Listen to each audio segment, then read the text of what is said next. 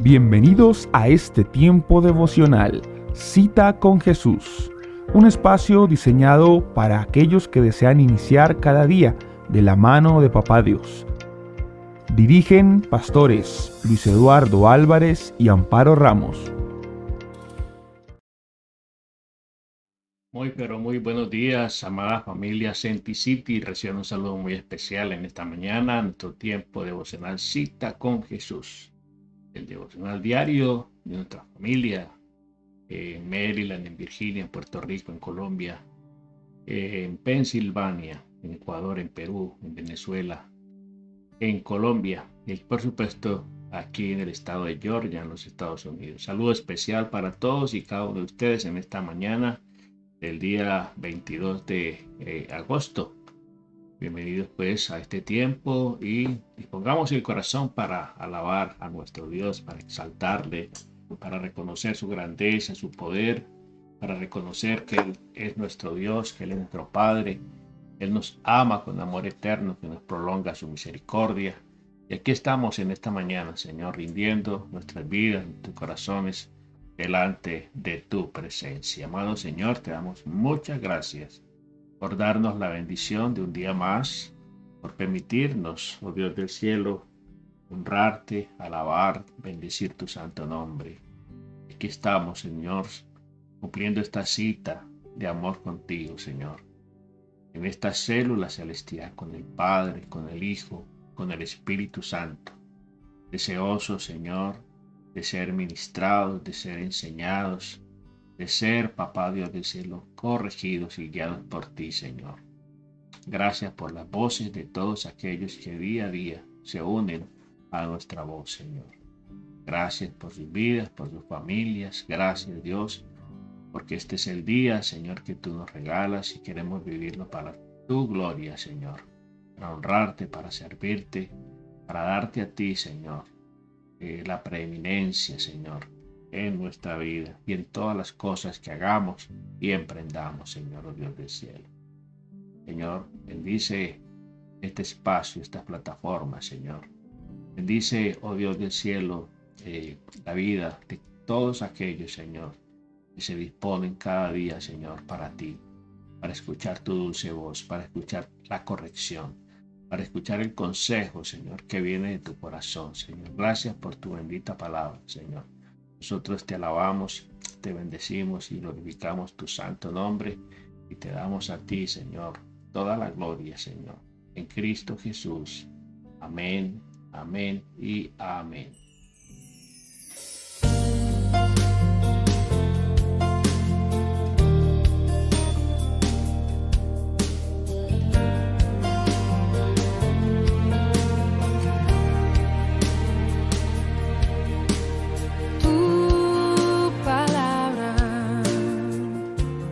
Bueno, familia, esta mañana estamos aquí de nuevo en nuestro tiempo devocional Cita con Jesús. Hoy vamos a continuar entonces con la primera carta del apóstol Pablo a los Corintios. Y hoy vamos a tocar el tema de los conflictos en la iglesia, conflictos al interior de la iglesia. Bueno, los conflictos en la iglesia siempre han existido desde un comienzo. Vemos aquí cómo el apóstol Pablo tuvo que lidiar con problemas al interior de esta iglesia, ¿no? De esta iglesia que era muy importante. eh, y encontramos allí varias situaciones que si nos trasladamos al tiempo presente, pues no son nada ajeno, ¿cierto? No, nada de extrañarnos, porque el comportamiento de las personas dentro de la congregación, dentro de la iglesia. Y ayer estuvimos adelantando una parte eh, de esta meditación eh, acerca de los conflictos, de los problemas que se presentan constante y cotidianamente en la iglesia. Recuerde que la iglesia está conformada por personas imperfectas. Todos llegamos de un momento dado a la iglesia en malas condiciones, llegamos golpeados, llegamos estrellados, golpeados por la vida, por el rechazo, por la decepción, por, bueno, tantas cosas que a la iglesia converge todo tipo de personas. Es como un hospital. A un hospital llega la gente enferma, con diversos tipos de enfermedades. Toda la gente no llega con la misma enfermedad. Toda la gente no está lidiando con la misma condición. Y vemos que en los hospitales, pues hay gente que llega con problemas de pronto muy fáciles de solucionar, muy fáciles de superar, con un tratamiento, con un corto tratamiento, con unas recomendaciones que da el médico. Igual también sucede con las personas que llegan en estado crítico, pues muchos llegan para cuidados intensivos, otros para cuidados intermedios, otros simplemente van a consulta externa, otros tienen que ser hospitalizados.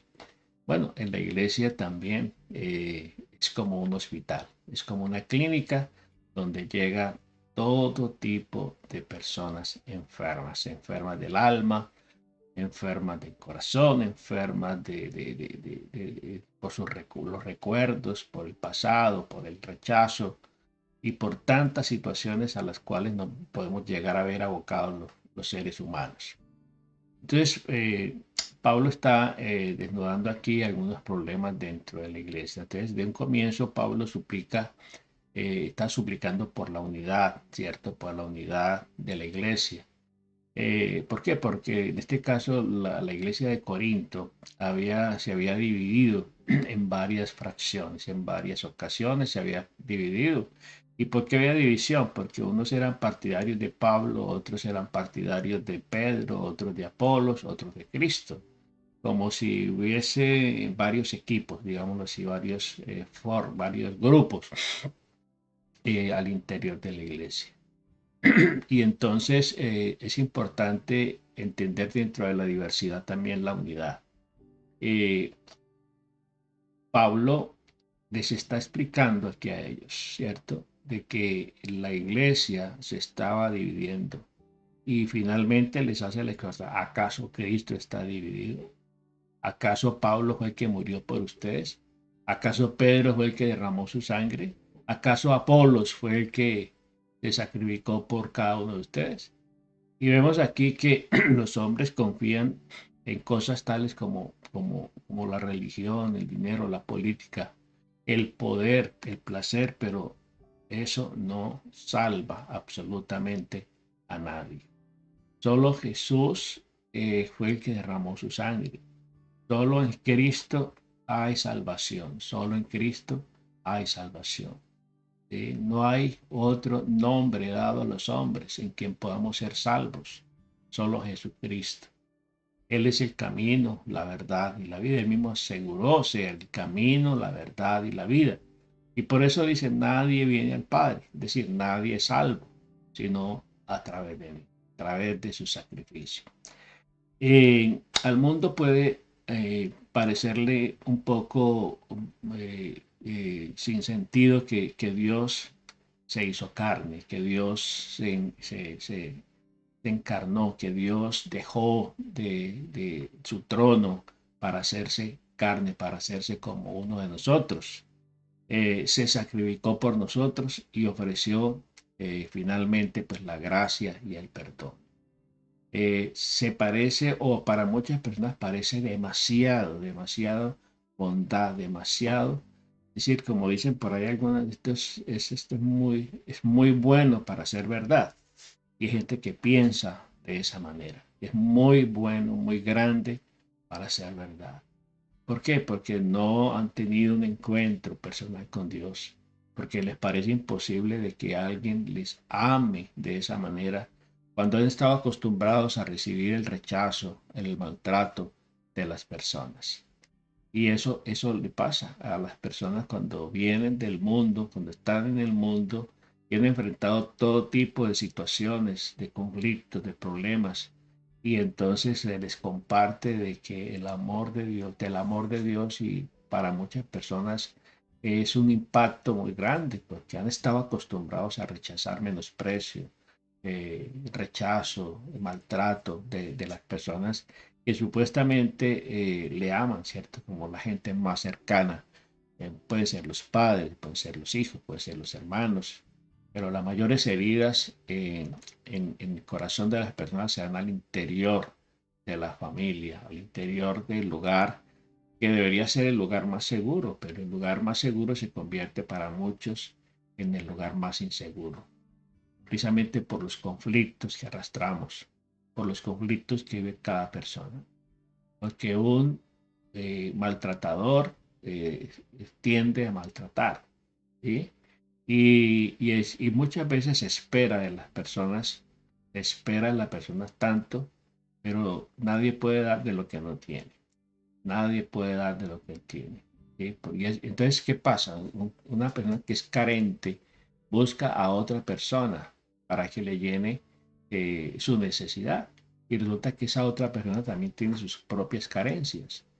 Y entonces en ese afán de esperar que el uno satisfaga las carencias del otro, pues ahí vienen las heridas y viene el rechazo, el maltrato, la decepción. Y por eso, pues, la cadena de sufrimiento, la cadena de dolor, pues se va ampliando, se va prolongando cada día más y esto viaja muchas veces de generación a generación. Si no nos humillamos y aceptamos a Jesús como Señor y Salvador, no tendremos la vida eterna. El que tiene al Hijo tiene la vida, el que no tiene al Hijo de Dios no tiene la vida eterna. Solo una persona que es necia, que es tonta, que es, digamos, necia, puede rechazar esa tremenda bendición. Solamente un ciego, solamente un sordo, un mudo, espiritualmente hablando, puede rechazar semejante dádiva de amor, de salud, porque recibir a Cristo es recibir vida, recibir sanidad, recibir libertad, ¿cierto? En Cristo. Es por eso que Pablo siempre nos cita, ¿cierto? Cita otros textos de la Biblia, como en este caso cita a Jeremías cuando escribió, el que se gloría, gloríese en el Señor. Es decir, nuestra jactancia, nuestra gloria tiene que ser el Señor, no nuestro esfuerzo, no lo que nosotros hacemos. Miremos lo que nos dice en Jeremías capítulo 1, Jeremías capítulo 1, vemos Jeremías capítulo 1, versículo 31. Dice aquí la palabra del Señor en Jeremías capítulo 1, verso 31. Jeremías capítulo 1, versos 3 y 1. Dice aquí, palabra de Jeremías, hijo de Hilcías, de los sacerdotes que enviaron a Narot en la tierra de Benjamín. Palabra de Jehová que les vino en los días de Josías, hijo de... Y entonces sigue hablando él de cómo nosotros tenemos que aprender a gloriarnos en el Señor.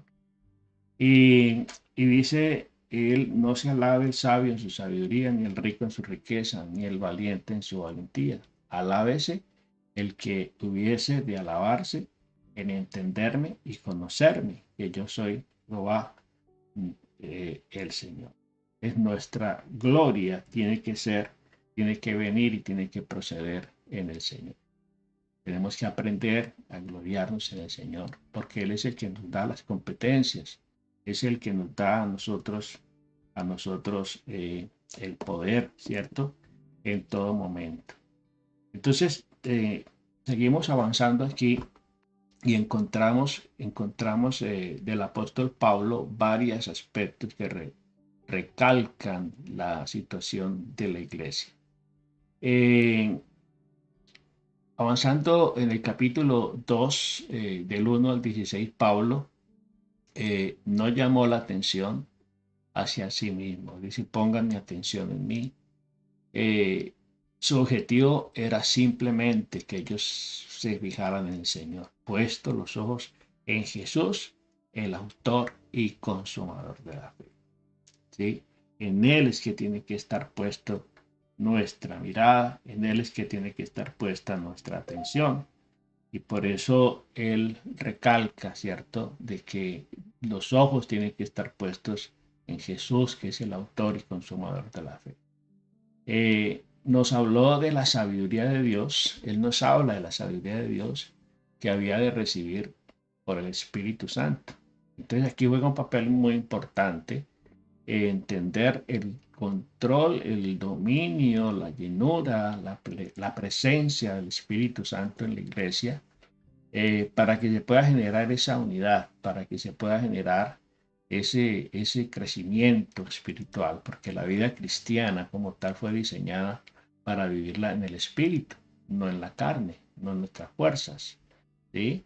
Entonces, dice allí en el versículo 2:14, pero el hombre natural no percibe las cosas que son del Espíritu de Dios, porque para él son locura y tampoco las puede entender porque se tiene que discernir espiritualmente. Allí encontramos pues la lucha que tienen muchas personas que quieren eh, entender a Dios, pero no lo van a poder entender. Y por eso en esa frustración controvierten, ¿cierto? Entra en una controversia, en un rechazo, una crítica hacia las cosas de Dios. Y dice que el hombre natural, ¿cuál es el hombre natural? El hombre en su estado natural es aquella persona que no ha tenido un encuentro con Dios, que no ha tenido un encuentro con Jesucristo y vive su naturaleza carnal caída, ¿sí? Muerto espiritualmente. Entonces dice que ningún hombre natural puede percibir las cosas espirituales, ¿sí? Las cosas que son de Dios, porque para él son una tontera, una locura, ¿sí? Y dice que tampoco pueden entenderla, por mucho que se esfuercen, porque estas cosas de Dios, del reino de los cielos, se tienen que discernir espiritualmente. Por eso, ante el encuentro del Señor Jesucristo con Nicodemo, ante los cuestionamientos y las preguntas que Nicodemo le hace al Señor, Él le dice, tú tienes que nacer de nuevo. Tienes que nacer de nuevo. ¿Sí? Porque si no naces de espíritu, ¿cierto? No puedes entender el reino de los cielos. Y eso es lo que le pasa a la gran mayoría de las personas. ¿Sí? Y por eso entran en juzgar a Dios, en criticar a Dios, en cuestionar lo que Dios hace, la soberanía de Dios. Y las preguntas a veces necias que se hacen, bueno, si Dios existe, ¿por qué pasa esto? ¿Por qué pasa lo otro? ¿Por qué ocurre esto? ¿Por qué ocurre lo otro?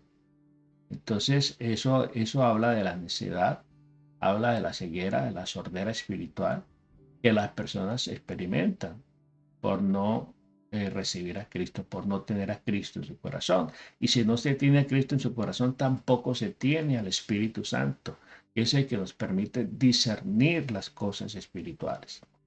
Esto explica por qué el no creyente no entiende las cosas de Dios, ¿sí? Y no entiende las cosas que se plantean en la Biblia y las rechazan, ¿sí? Las quieren simplemente omitir y quieren restarle la importancia que tiene, la menosprecian. Y por eso vemos que la Biblia, la palabra del Señor ha sido excluida de tantos ámbitos donde hace no muchos años, ¿sí? Se estudiaba la Biblia, se leía la Biblia en las escuelas, en los hogares, en muchos espacios. Siempre se tenía en cuenta a Dios. En un evento deportivo, en un evento cultural, siempre se invocaba el nombre de Dios.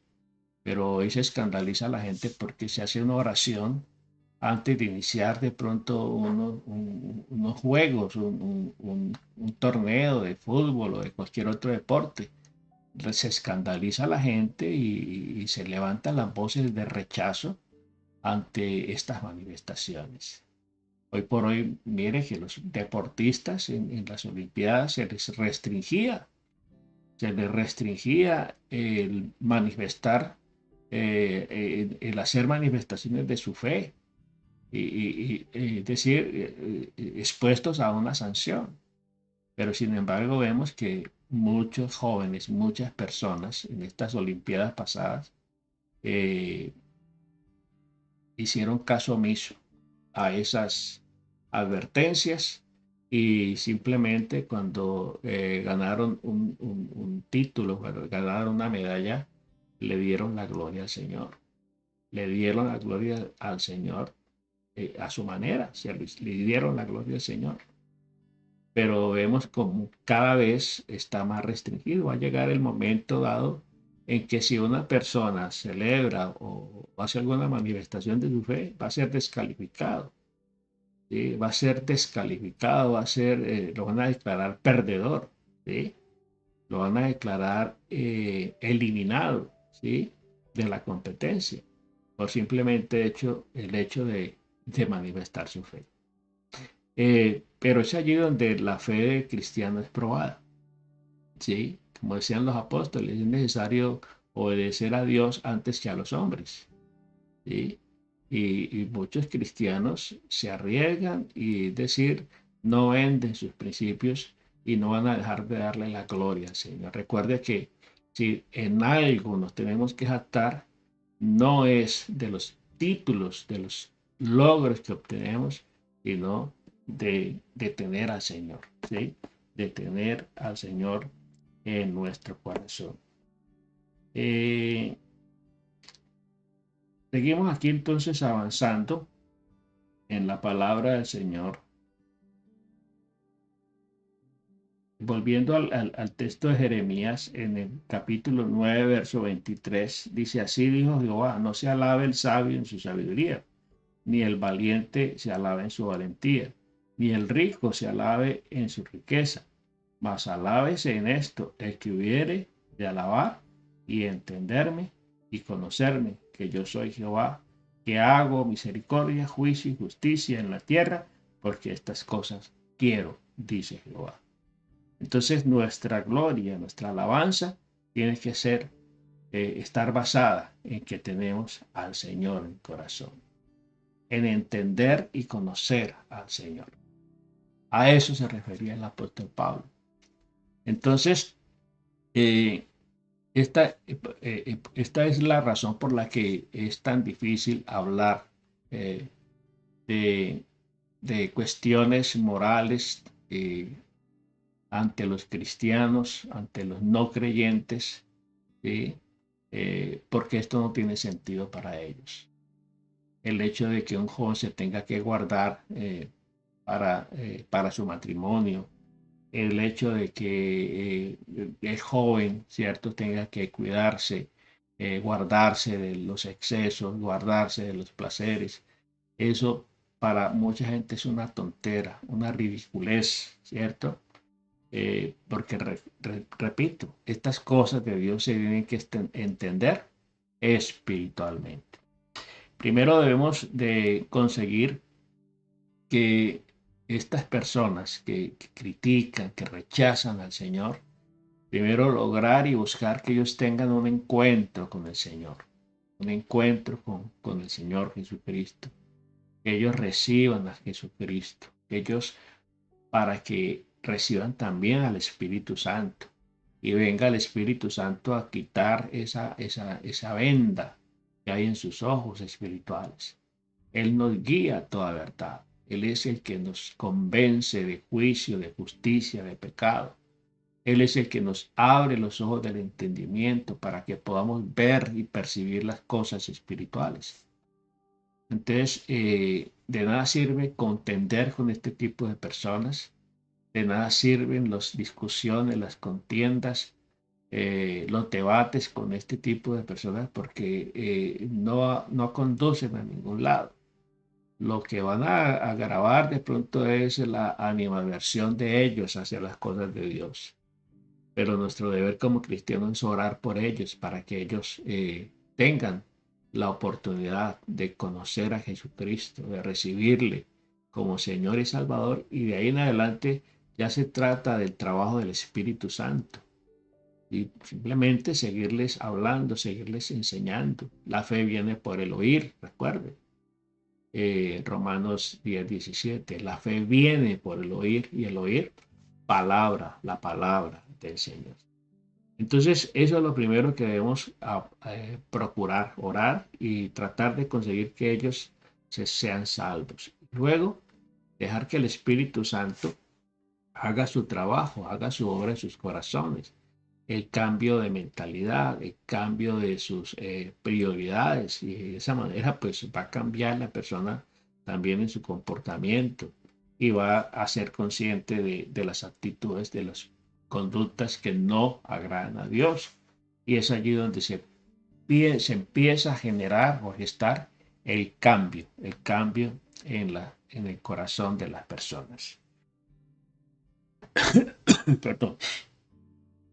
Volvemos otra vez a Primera de Corintios, en el capítulo, Primera de Corintios, en el capítulo 3, ya estamos avanzando al capítulo 3. Eh, Dice aquí la palabra del Señor, de manera que yo, hermanos, no pude hablaros como espirituales, sino como carnales, como a niños en Cristo. ¿Sí? Entonces, Pablo los llama aquí carnales, carnales niños en Cristo. Y dice eh, que Dios les salvó a ellos, que no fue Pablo, que no fue Apolos, que no fue Cefas, que no fue ningún hombre, fue Jesucristo el que les salvó. Entonces dice, hermanos, yo no puedo hablaros como espirituales, sino como a niños en Cristo. Os di a beber leche y no vianda, porque aún no sois capaces, ni eres capaces, ni sois capaces todavía, porque aún sois carnales, pues habiendo entre vosotros celos, contiendas, disensiones, no sois carnales y andáis como hombres. ¿Sí? No sois carnales y andáis como hombres. Entonces, dice aquí más adelante, porque diciendo el uno, ciertamente yo soy de Pablo, y el otro, yo soy de Apolos, no sois carnales. ¿Qué pues es Pablo y qué pues es Apolos? Servidores por medio de los cuales habéis creído. Y eso según lo que cada uno concedió el diseño. Yo planté, Apolo regó, pero el crecimiento lo da el Señor. Así que ni el que planta es algo, ni el que riega, sino Dios que da el crecimiento. Es el que planta y el que riega, son una misma cosa, aunque cada uno recibirá su recompensa conforme a su labor. Porque nosotros somos colaboradores de Dios y vosotros sois labranza de Dios, edificio de Dios. Y entonces vemos aquí en este pasaje grandes eh, verdades que revela el Espíritu Santo a través de la vida de Pablo, para que la gente pueda entender que Cristo no está dividido y que en la iglesia como tal, la iglesia es el cuerpo de Cristo, no puede haber divisiones y por eso más adelante él hace la figura del cuerpo. El cuerpo es uno solo, tiene diferentes miembros y cada miembro tiene una función diferente, ¿sí? Y entonces, de esa manera didáctica, el apóstol Pablo nos quiere hacer entender de que en la iglesia hay diversidad de dones, que se habla tanto de la diversidad. Bueno, el Señor habló de diversidad, hay diversidad de dones, ¿sí? Pero se habla de armonía, se habla de funciones, ¿sí? El cuerpo humano es una máquina perfecta, diseñada por Dios, compuesta por muchos miembros, muchos órganos, y cada órgano, por muy pequeño que sea, cumple una función, cumple una función específica.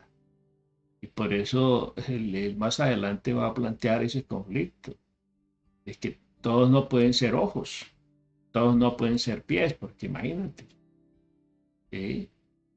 La cabeza necesita el cuello necesita el tronco, El tronco necesita las extremidades para poderse movilizar, ¿sí? El corazón está allí para bombear la sangre.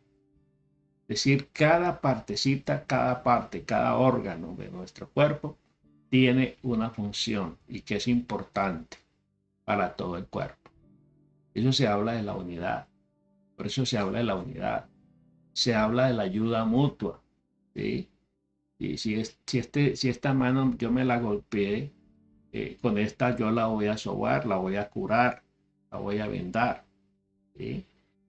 Y de esa manera es que funcionan las cosas dentro de la iglesia. Muy bien, digamos entonces, eh, una vez eh, nosotros somos salvos, estamos llamados a hacer la obra de Dios, ¿sí? Hacer la obra de Dios y de hecho un día daremos cuentas, ¿sí? A Jesús y se determinará la recompensa. Y está hablando de la recompensa, ¿cierto? Entonces, dice que nosotros somos labranza de Dios, edificio de Dios. Dice, conforme a la gracia que me ha sido dada, yo como perito arquitecto puse fundamento y otro edifica encima, pero cada uno mire cómo sobre edifica. Y porque nadie puede poner otro fundamento que ya ha sido puesto, Jesucristo. Y si sobre este fundamento alguno edificare plata, oro, piedras preciosas, madera, heno, hojarasca, la obra de cada cual será manifiesta, pues el día la declarará, pues por el fuego será revelada, y la obra de cada uno, cual sea, el fuego la probará. Si permaneciere la obra de alguno que sobrevivió, recibirá recompensa. Y si la obra de alguno se quemare, él sufrirá pérdida. Y bien, él mismo será salvo, aunque así como por fuego. Bueno, aquí está hablando algo muy importante. Nadie puede poner otro fundamento que ya ha sido puesto, Jesucristo. Estamos llamados a edificar, a sobreedificar.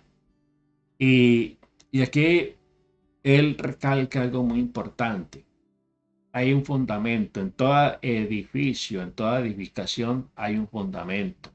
Las bases son lo más importante de un edificio, lo prioritario, un edificio que no tiene unos buenos fundamentos, unas buenas bases, unos buenos cimientos, se puede caer, se puede, se puede, eh, se puede caer en cualquier momento.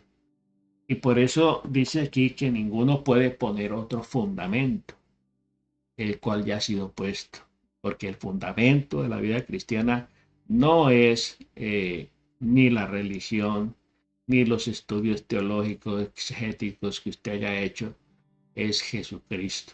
Jesucristo es la roca, ¿sí? Recuerde que la roca no es Pedro, ¿sí? El fundamento de la iglesia no es Pedro, el fundamento de la iglesia es Jesucristo. ¿Sí? Y es que a veces se confunde la gente y quiere manipular con la interpretación errónea que se le ha dado a las escrituras.